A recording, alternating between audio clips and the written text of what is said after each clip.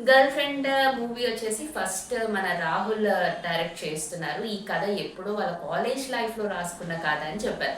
So మొత్తానికి చూసుకుంటే ఏమైంది, కాలేజ్ స్టూడెంట్స్కి బాగా కనెక్ట్ అయ్యే మూవీ అని చెప్పి ఇక్కడే అర్థమైపోతుంది. అండ్ టైటిల్ కూడా ది గర్ల్ ఫ్రెండ్ అని పెట్టారు కాబట్టి ఒక అమ్మాయి చుట్టే తిరుగుతుంది ఈ కథ కూడా అని చెప్పేసి మనకి ఈజీగా తెలిసిపోతుంది. ఇటీవలే రిలీజ్ అయిన మనము టీజర్ కానివ్వండి, ట్రైలర్ చూసుకున్నా కూడా వావ్ అని అనిపించింది. అయితే ఇందులో ఒక విషయం చెప్పాల్సింది ఏంటి అంటే, ముందుగా రాహుల్ గారు ఈ కథ రాసుకున్నప్పుడు ఈ మూవీకి సమాంతరం తీసుకొని అనుకున్నారట. ఈవెన్ సమంత రాహుల్ కూడా మంచి ఫ్రెండ్స్. మనం చాలా అకేషన్స్లో చూసాము.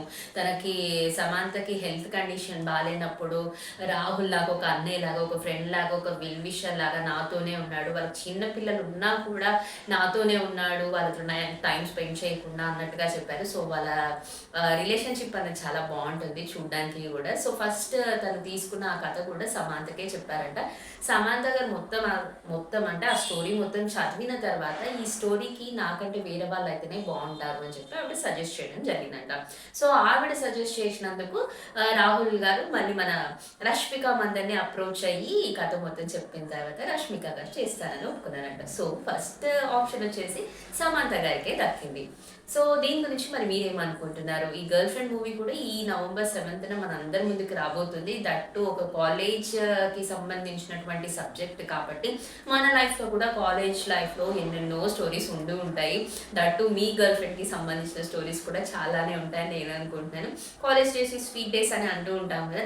సో గర్ల్ ఫ్రెండ్ మూవీ ఎలాగో నవంబర్ 7కి రిలీజ్ అవుతుంది, మనం అప్పుడు ఎలాగో చూసేద్దాము. అండ్ దానికన్నా ముందు అసలు గర్ల్ ఫ్రెండ్ అనే ట్రైలర్ చూసినా, టీజర్ చూసినా మీకు ఏమనిపించింది? మీ లైఫ్లో ఇట్లాంటివి ఏమన్నా జరుగుంటే అదేమన్నా చిన్నగా కామెంట్ సెషన్స్లో చెప్పడానికి ట్రై చేయండి. ఎందుకంటే నేను నార్మల్గా చేసే వీడియోస్ మాత్రమే కాకుండా మీలాంటి వాళ్ళు అంటే పబ్లిక్ నుంచి వచ్చే కమెంట్స్ కానివ్వండి, పబ్లిక్ ఎవరైనా నాకు ఏదైనా సజెస్ట్ చేస్తే ఇలాంటి ఒక వీడియో చేయండి అని చెప్తే నేను చేయడానికి ట్రై చేస్తున్నాను. మీ అందరి సపోర్ట్ నాకు కావాలని కోరుకుంటున్నాను మరోసారి. సో అంటే రెగ్యులర్గా పెట్టేటువంటి బేసిక్ న్యూస్ అనే మాత్రమే కాకుండా మీరు చెప్పే కంటెంట్స్ని కూడా నేను తీసుకొని నాకు వీలైనంత వరకు నా స్టైల్లో చెప్పడానికి ట్రై చేస్తాను. హోప్ మీ అందరూ కూడా నాకు సపోర్ట్ చేస్తారని అనుకుంటున్నాను. మన డైలీ డోస్ని ఒకసారి మళ్ళీ మీరు రీచెక్ చేసుకోండి. ఇన్ కేస్ ఏమైనా సలహాలు ఇవ్వాలనుకుంటే హ్యాపీగా కమెంట్ సెక్షన్లో చెప్పండి.